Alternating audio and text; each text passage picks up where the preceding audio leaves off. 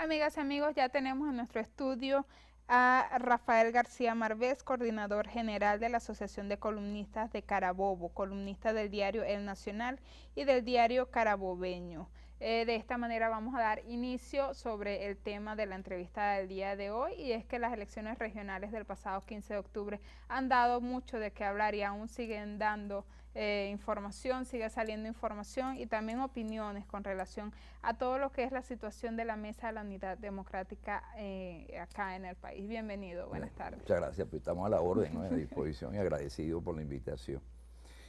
Sí, realmente los resultados pues, de las elecciones de gobernadores del 15 de octubre fueron sorpresivas, y sorpresiva porque todas las encuestas del país, incluyendo encuestadoras que tienen alguna simpatía con el gobierno nacional, coincidían en que el número de gobernaciones que podía obtener las fuerzas democráticas del país oscilaban entre 14 gobernaciones y 18 gobernaciones. Incluso se llegó a especular que podía obtener el total de las 23 gobernaciones del país. Allí se presentó una situación y una circunstancia que tendría que llevarse al ritmo. ¿Qué significa el fraude? ¿Qué fraude? O sea, fraude evidentemente no es el hecho de virlar los votos, de pasar unos votos que obtuvo en este caso la oposición y fueron llevados al PSUV o a los candidatos del gobierno. Según las actas no hubo la inconsistencia numérica, no se dio esa circunstancia, exceptuando el Estado Bolívar, que parece que sí. Allí Andrés Velázquez parece que tiene unas actas donde esas inconsistencias numéricas se hacen efectivas, pero en el resto pues, de los demás estados no se dio tal cosa, tanto así que eso condujo a que la mayoría de los candidatos a gobernadores por las fuerzas democráticas salieran de inmediato a reconocer esos resultados, cosa que a mí me pareció que eso fue una premura incorrecta, porque se ha debido, si hubo fraude, ¿verdad? Como bien se mencionó, que era lo que llaman un fraude continuado.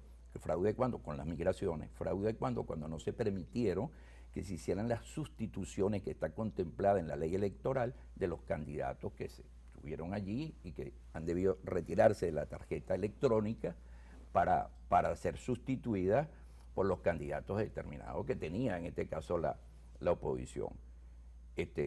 Fraude también fue que para lograr las credenciales, los testigos de mesa electoral de la oposición, bueno, eso costó Dios de su ayuda, la entregaron en la madrugada y a otros no se la entregaron. Además yo vi, todos vimos, no sé si todos, yo lo vi, lo que llaman los fulanos colectivos, esto intimidando y recorriendo en 40, 50 motos los centros electorales, donde la misma Plan República le abría el paso para que pasaran, pues, por en medio de eso, para intimidar a la población. Todo eso, más el ventajismo del gobierno, utilizando los transportes oficiales, la operación de los militares, retardando, demorando, aplicando lo que llaman la operación Morroco y para retardar el proceso. Por ejemplo, aquí en el estado de Carabobo, por la situación del transporte, se vio afectado. Las personas no tenían cómo movilizarse, sin meter, bueno, en la parte centro-sur no hubo cambios de centros electorales, al menos.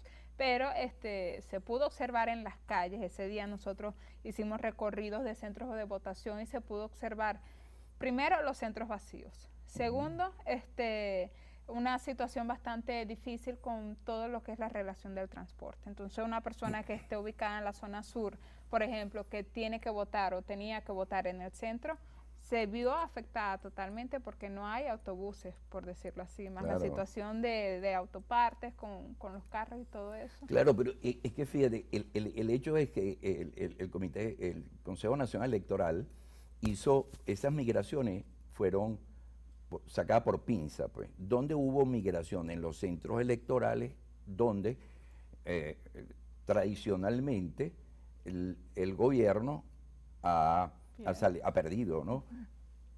Eso sucedió sobre todo en la parroquia San José, en el caso específico de Valencia, y también sucedió en el resto de los estados, porque eso es muy fácil llevar las estadísticas y conocer pues dónde ellos han tenido más o menor votación. Pero se produjo, fue en esos centros.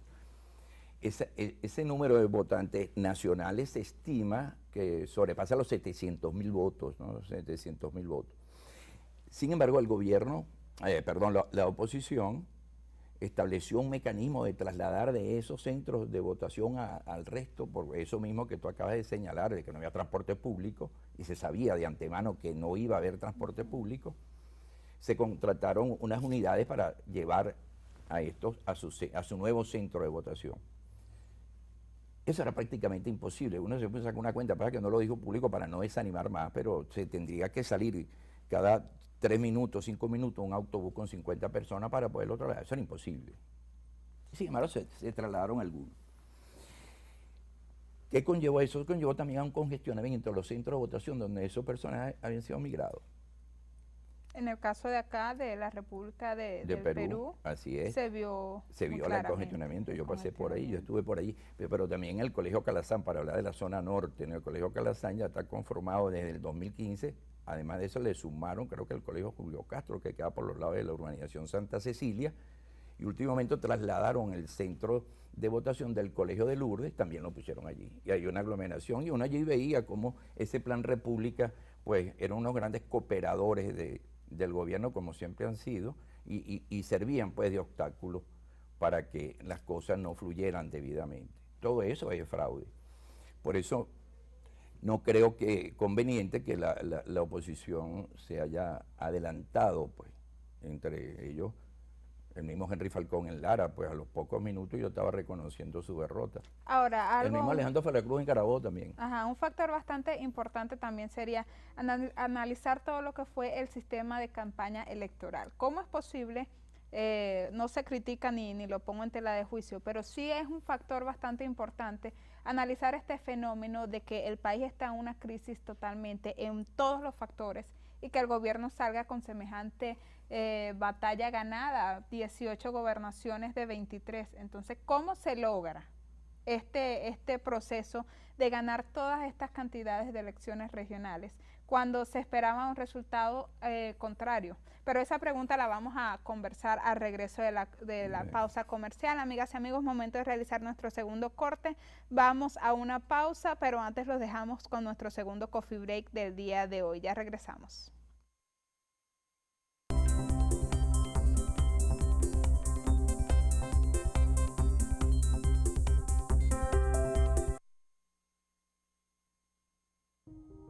De repente, nuestra vida frenó. Y sin esperarlo, aparecimos en un camino totalmente desconocido. Hay quienes tuvimos que aprender a caminar. Otros abandonamos nuestros recuerdos. Algunos conseguimos hablar con las miradas. Y las manos de muchos se convirtieron en nuestras manos.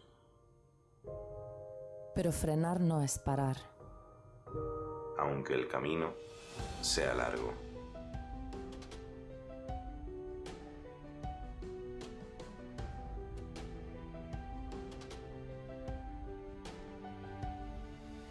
Porque seguimos soñando, opinando, participando, riendo, sintiendo, llorando, amando, viviendo.